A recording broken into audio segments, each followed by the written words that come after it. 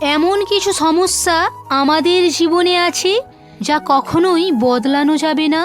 তাই সেটা ভেবে দুঃখ পাওয়ার থেকে ভালো হয় আমরা সেটা ভেবে খুশি থাকি যে জীবনে এমন কিছু কঠিন সমস্যা আছে যা আমাদের জীবনে নেই। কঠিন পরিস্থিতিতে মনের সঠিক ভাবনা বুঝতে পারা একজন না পড়াশোনা জানা ব্যক্তিও জগতের সব থেকে পণ্ডিত হয়। সবাইকে খুশি রাখার চেষ্টায় নিজেকে শেষ করে দিও না। এই জগতে তো অনেক মানুষ ঈশ্বরের প্রতিও খুশি হয় না। তাই অন্যকে ভালো রাখার চেষ্টা না করে নিজেকে ভালো রাখার চেষ্টা করো, দেখবে সবকিছু সুন্দর হয়ে গিয়েছে। হ্রদ কুয়োর থেকেও অনেক বড় হয়, তবুও মানুষ কুয়োর জল পান করে। কুয়ো গভীর এবং শুদ্ধ হয়। বড় মানুষ হওয়া ভালো গুণ, কিন্তু তার মধ্যে যেন ব্যক্তিত্বের গভীরতা এবং বিচারে শুদ্ধতা হওয়া জরুরি। জীবন খুশিতে ভরে উঠবে যদি তুমি খুশি থাকো, হাসতে থাকো। কিন্তু যদি তুমি দুঃখী হয়ে কাঁদতে থাকো তবে জীবন দুঃখে ভরে যাবে। সুখ এবং দুঃখ তোমার হাতেই আছে, তাই তুমি নিজেই চিন্তা করো তুমি কাকে বেছে নেবে।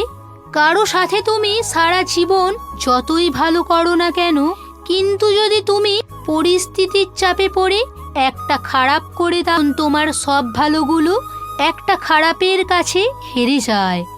অন্যের জন্য তুমি সেটাই চাও যেটা তুমি নিজের জন্য চাও। কিছু মানুষের সাথে তো রক্তের সম্পর্ক হয় না, তবু আত্মীয়তা অনুভব হয়।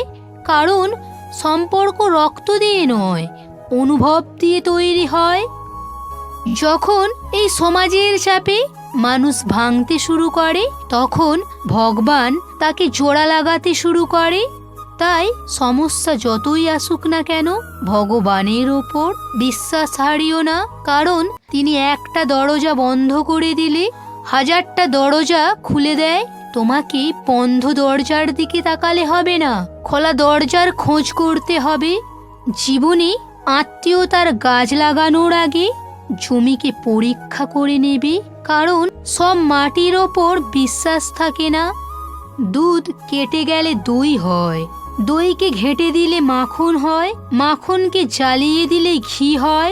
দুধের থেকে দামি দই, দইয়ের থেকে দামি মাখন, আর মাখনের থেকে দামি ঘি। তাই জীবনে এমন কিছু পরিস্থিতি আসে যখন মনে হয় সব শেষ হয়ে গিয়েছে, কিন্তু শেষ থেকে আবার শুরু হয়। এটাই সত্য। তাই ধৈর্য ধরো, হাল ছেড়ে দিও না। এই ভিডিওটা যদি ভালো লেগে থাকে তবে অবশ্যই লাইক, কমেন্ট এবং শেয়ার করো।